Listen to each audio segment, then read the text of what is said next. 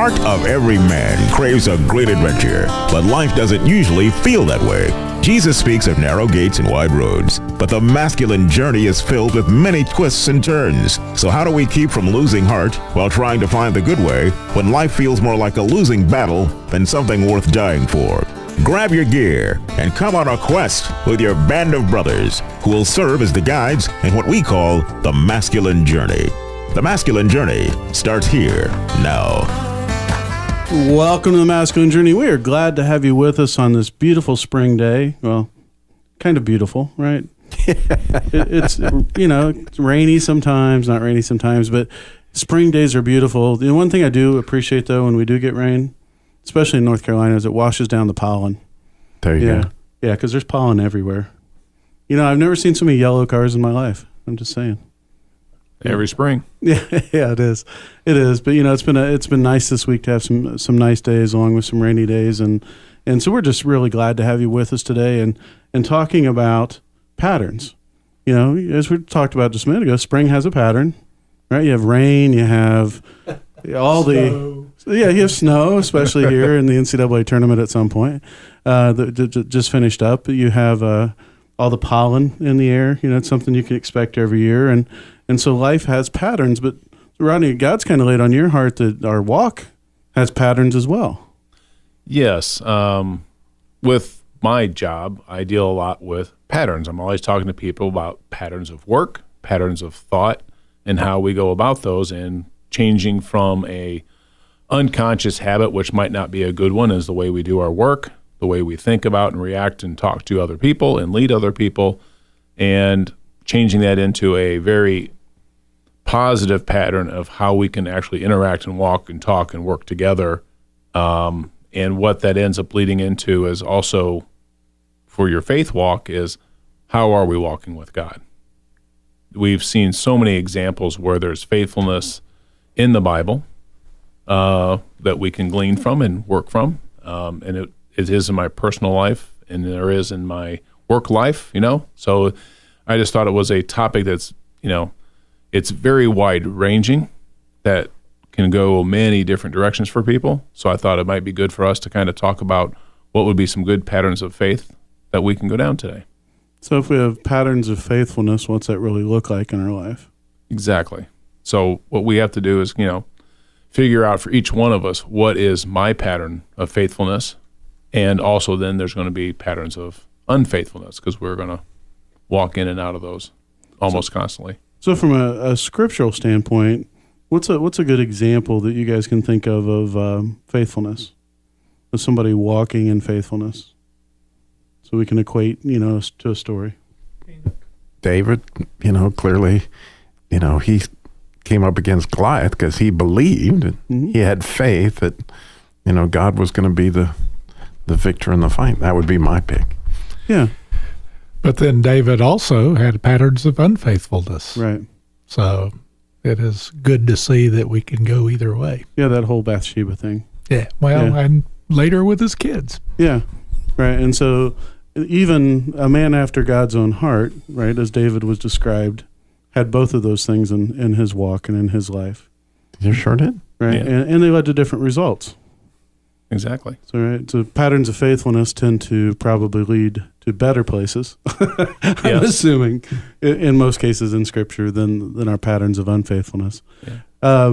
Let's get to a clip, because I want to go ahead and get a fun clip in here. Can you kind of set up what we're going to be listening to with this clip, and then come back, we can kind of talk about why you chose it?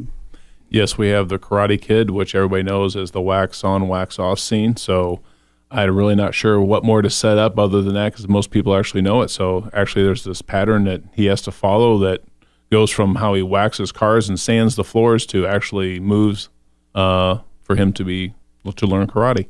Now, is this the part, I think, where he has been doing the work and following the voice of the master, but he starts to doubt? He's been doing all this, but doesn't understand why. Okay. So this is where he actually kind of gets the dots connected. All right. On what? I'm being a slave is what I'm being, man. Now, we made a deal here. So? So you're supposed to teach and I'm supposed to learn, remember? For 4 days, I've been busting my every learning thing. You learned plenty. I learned plenty. I learned how to sand your decks, maybe. I wax your car, paint your house, paint your fence. I learned plenty, right? Not everything is as simple. Oh, bull! I'm going home, man. Daniel-san! Daniel-san! What? Come here. Show me sand the floor. I can't move my arm, all right? What are you doing? Ow! Ow, what are you doing? Now show me sand the floor. How did you do that? Shut up! Sand the floor. Hey, stand up. Show me sand the floor. Sand the floor. Sand the floor. Big sucker, sand the floor. Sand the floor. Now show me wax on, wax off. Hey. Wax on, wax off. Wax on, wax off. Hey, wax on, hot. Wax off, hot. Show me paint the fence. Up, down. Up, down. Up, down. Other side. Look eye. Always look eye. Show me paint the house. Side, side. Lock wrist. Side, side. Show me wax on, wax off. Hit! Hit! Show me paint the fence. Hit! Hit! Show me side to side. Yes! Yes! Show me sand the floor. Hit! Hit! Yes! Yes! Yes! And look eye. Always look eye. Come back tomorrow.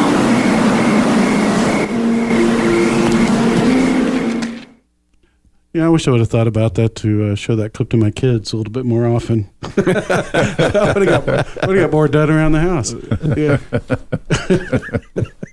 The other thing I was thinking about, whenever I hear Mr. Miyagi, I just get hungry for a hamburger.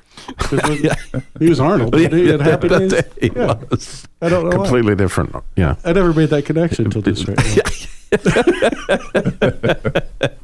No, so back to patterns, right? I mean, there's some things going on in Daniel's life that he doesn't really understand that the master's leading him through, but it's healthy patterns. Yeah, so he shows great faithfulness. He's waxing the on and off. He's sanding the floor. He's painting the fence. He's doing all these wonderful things. He just reaches a boiling point where are you leading me? And how often have we probably said that in our lives, Lord, where are you leading me? So he's finally got to the point where he's fed up. He's disgusted. Okay, I'm done with this. I'm getting nothing out of this. You're supposed to be teaching me how to do karate so I can defend myself, because he's been beat up a few times by the bullies. And so the teacher, the master, finally is going to enlighten him a little bit as to what he's actually learned. And lo and behold, here his faithfulness in doing all these chores has really paid off for him big time, to where now he can actually do some moves. He can protect himself and sees that, oh, I know something that I had no idea that I knew. When I put it all together, I'm much more than what I was before. And all these things put together are very formidable, and I can go in probably now help defend myself. I can see where I can go with this. Let's go farther. Now he has a vision for where he can go. The fascinating thing about the word faithful is it has so many different facets to it. It's like a diamond. You know, you have the idea that he was faithful to do the work, but what happens in that clip is literally his faith in Mr. Miyagi changes. He now understands that I'm to have faith that this guy knows what he's, you know, he had faith to follow him before, but to some extent, and he was faithful in doing the work, which is another aspect of the word faithful. But now all of a sudden he's like, this guy's got some magic. This guy's got something worth following.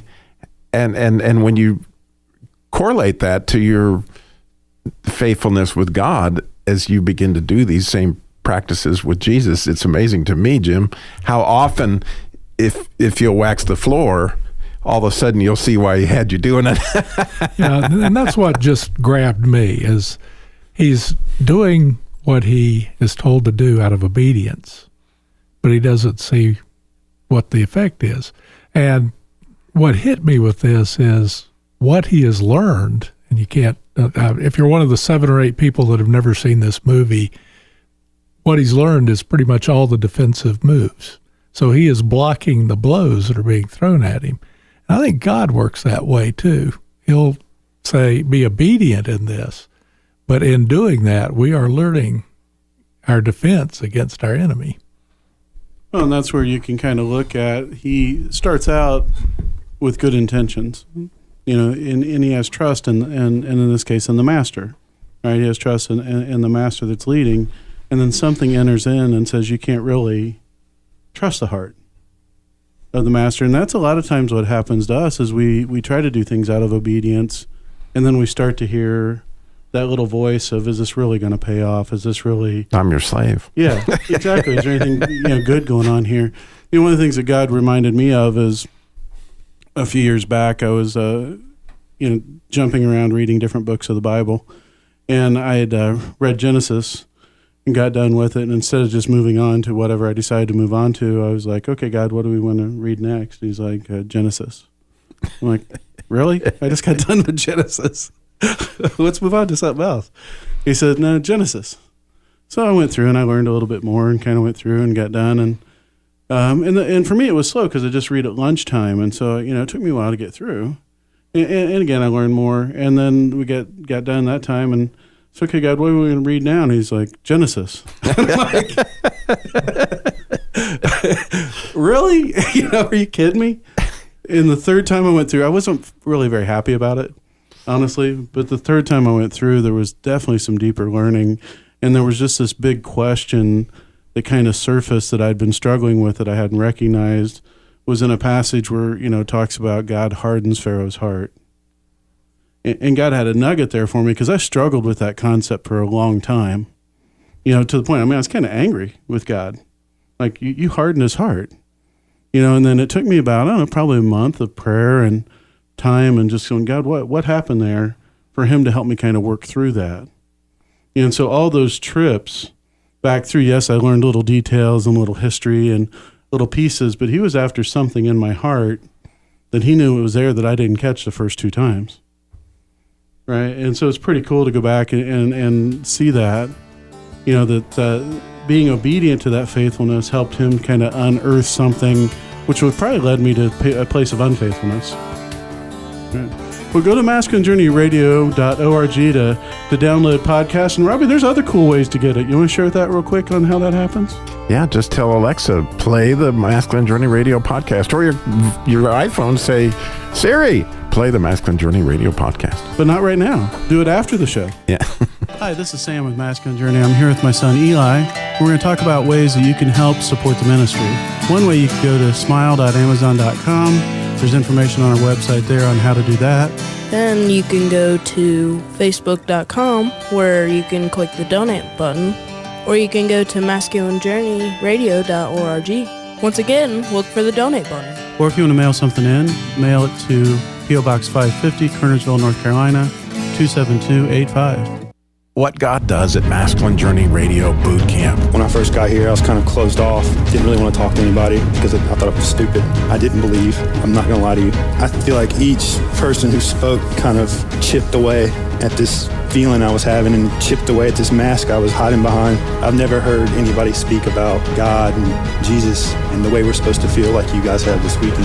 What a gift. $199 Masculine Journey Radio Boot Camp. Go to masculinejourneyradio.org.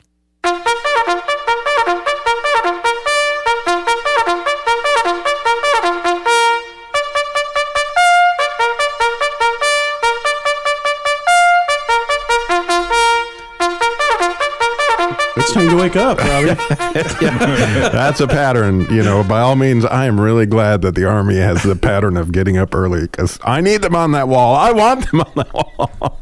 Absolutely. Well, during the break, my friend Robbie and brother kind of leaned over and said, hey, by the way, I think you meant the book Exodus, not Genesis. Which is absolutely right. I said Genesis, but I meant Exodus. And, Yeah, which I find absolutely cool, because I could see God sending somebody through Genesis 3 times, but Exodus, that's another story. So, wow. Yeah, it was, yeah. There's a lot of fat on those kidneys that you're going to have to wade through. Maybe I should have, learned the pattern of paying more attention the first time I went through and said, "Okay, God, what do you want to show me?" But no, it was indeed Exodus. So yeah, that's part of why it was like, wow, round 3, here we go. It's just a Groundhog Day kind of feeling. Rodney, back to patterns of faithfulness. What are some things that God calls us, or some points that God's kind of shown you in how we need to be faithful? Well, number one for me has always been prayer. Okay. Let's make sure that we're in faithfulness and talking to Him in relational ways, not just, going and doing certain things, but basically being with Him. How much time can we spend with Him? Whether you're in the car, at work, you're with the kids, there's always moments in which you can realize what He's doing with you and in and around you with other folks that are going on. Obviously in the church, there's just, fruit everywhere that's going on in people's lives if you're willing to engage in them and talk with them and be a part of the community. So that's where the biggest thing for me is with prayer, and making sure that you are faithful in your prayer and taking things to Him, and also, building up your relationship. No, by that, I'm assuming you don't just mean, well, I do pray at every meal, and, I pray when I get up in the morning. It's this conversational intimacy. Yes, and going back to at the boot camps, this covenant of silence is huge. Getting that time to just, okay, I do my best anyway to clear my head, but there's things flooding in there all the time. But it's constantly trying to clear my head. What do you have for me, Lord, here on this topic, in this situation right now? And then when we do the hearing from God for the silent prayer, and those are just big moments where you go deeper relationally with the Lord, and those moments you can't say enough about them. Well, you had mentioned earlier that, and I loved this, by the way, that part of what your job entails at work is to change people's thought patterns. Like when this, and this happens, do you always, bring me a solution with your problem? But you're talking about changing part of that process to, going deeper in the problem and changing the way that you actually are, your pattern of thinking when things happen. Well, God kind of did that with me with prayer through the Jesus Labor of Love, because, I found out that, wow, when these people, when I call them on the phone, they overwhelm me. They got problems. Let me tell you, they got problems. And I learned that when I got overwhelmed, I needed to pray. And I did that right there on the phone with them almost immediately. And it began to change the way that I thought about all my relationships. That whenever somebody, and it actually happened to me today, and I was thinking about it as you mentioned it, that my wife called me and overwhelmed me with several issues, that had to deal with my mother-in-law, and all of a sudden I was just overwhelmed, like, oh my gosh, what am I going to do with that? And I immediately went, Tammy, is it all right if we just pray right now? And I've never yet, and since I've changed my pattern here, had somebody say, no, it's not all right. And Tammy said, sure. And it's miraculous. It's unbelievable to me how the person that you're on the other end of the phone with, or the person on the other side of the conversation, they sense God's in this, and all of a sudden it's a different world. And I feel less overwhelmed because honestly, most of the day I'm overwhelmed somewhere. One of the things God kind of laid on my heart seems so insignificant to anybody other than me. But, I wear a mouthpiece when I go to bed at night so I don't grind my teeth. Well, I have a habit of spitting that out at some point in the middle of the night, and then I wake up trying to find it. And for the and my fear is the dog sleeps in the room, that I'll spit it out and the dog will find it, decide it's a chew toy, right? And so, for the longest time, I'd wake up, turn on the light, try to find it. It's 2 a.m, 3 a.m, and it may happen twice in the night. And, by then I'm awake. right? And so I don't get to sleep, and then the next day I'm groggy, and I'm probably a little bit more hateful and all those kinds of things. And I don't know when the pattern changed, but one night I woke up, I don't know, probably 3 weeks ago, and I had spit it out, and I'm like, Father, can you help me find it? And I kind of all of a sudden just felt something in my side, and it was like underneath my side. So I picked it up, and every night since then when it's happened, I just like, God, can you help me find this? So I don't have to, turn on the light. And I think it was last night or the night before, I couldn't find it for a few minutes. So I'm kind of like, really, God, you're not going to help me? And then all of a sudden I felt it again, but I looked at that sounds so small, but what he's teaching me is I'm with you in the small stuff. I'm with you in the things that are inconvenient. I'm with you in the things that lead to, you being tired, you being irritable, those things that you don't want to be. I'm there with you, and I'm helping you in those ways as well. Yeah, that's a neat thing about what he described, is that you're in those patterns. I have a similar story that just touched my heart, and this was many years ago. I was riding with my father down Independence Boulevard in Charlotte back when they had street lights and it wasn't a thoroughfare.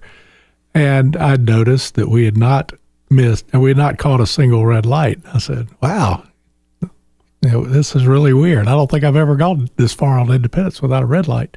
And he said, I'll just pray for the red light. And it led into a discussion of, is that something important to God? And like your retainer will call it, yeah, anything we take to him is important to him. And one of the things my father said then that has always stuck with me is, that's such a small thing to God. And he said, well, everything is a small thing to God. Mm-hmm. Yeah, exactly. One of the things that I'm thinking about when talking about patterns of faithfulness is back to my dog. He follows me from whatever room I go to. He's right there behind me, pity-patting. Sometimes he'll be in front, but he always looks back to see if I'm coming where he's taking me. I think he is far more faithful in following me than at times I am in following God. And I need to develop that pattern of faithfulness that my dog shows me. Yeah, and I probably need to pray that the dog doesn't find my mouthpiece and use it as a chew toy. That's something I need to add to that whole prayer. Rodney, we've got probably about 4 minutes, left in today's show. What's the next clip you'd like for us to play? We have one here from Excalibur. It's an old movie. It is shortly after Arthur has pulled out Excalibur from the stone, which actually, when he pulled it out from the stone, created basically a divide. There's all these knights, half are with him and half are against him. So this scene is shortly after that, where they're all fighting. And the leader of the people that are against him, he just jumps down on top of, takes him down into the water, pulls up Excalibur, has it to his throat, is able to, kill him. But he's like, no, I want you to lead with me. I want you to be with me. And he says, this clip will kind of go through it, how he responds, and ends up knighting King Arthur at that moment.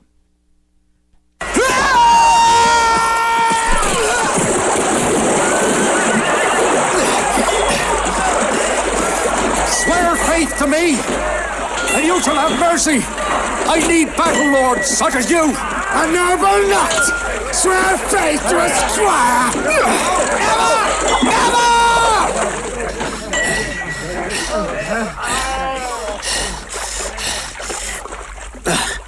You're right. I'm not yet a knight. You, Irians, will knight me. Then as knight to knight, I can't offer you mercy. What's this? What's this? Keep it, Urians!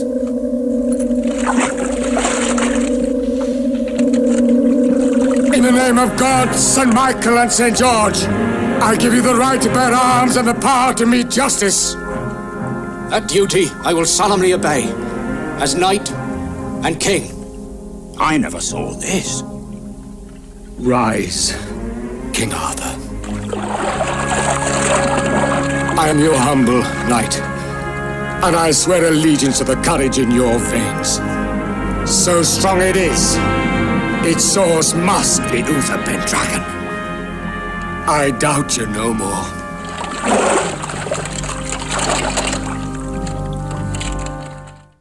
So, Rodney, in this clip, what was it about this particular clip that really echoed this patterns of faithfulness for you? Well, you see all the knights had their pattern of faithfulness and how they became knights and how they came together as knights and they united each other as knights. And here you had this outsider, the squire, who was going to infiltrate them just because he pulled his sword out, and this Uther, he was just not going to go with that. And he was following his pattern of, well, this is how we all became knights. But then, that's what I love about Robbie pointed out earlier, is he's, in the Karate Kid, it goes more from just something you do into who you believe in. So what I love about this is just like us turning not to good works, but to Christ. They turn from the way that everybody else becomes a knight to, this is King Arthur, what's inside of him. Like Merlin was the one there going, I didn't see this coming, because Merlin's the sorcerer, the magician. So he's all into, he knows what's going on. He understands the story, right? But he's even surprised by what's going on in the larger story here because of who actually Arthur becomes through this process. Now, Robbie, real quickly, every morning there's something you reluctantly do, but you do it because you trust God's heart. Right. It's like he saw in that face of Arthur this amazing, right? And so I get up at 4 o'clock because I'm excited. I know he's going to do something amazing. Yeah. And that's faithful. It is. It is. So next week, we're going to continue to talk about these patterns of faithfulness and also our patterns of unfaithfulness. And what I'd like for you to do this week is say, God, where are some places that I've been faithful in the past that I really haven't had my eyes open to? Where are some places you call me to be faithful in this coming week? And then also maybe give me some glimpses of places where I've been unfaithful. Go to masculinejourneyradio.org now.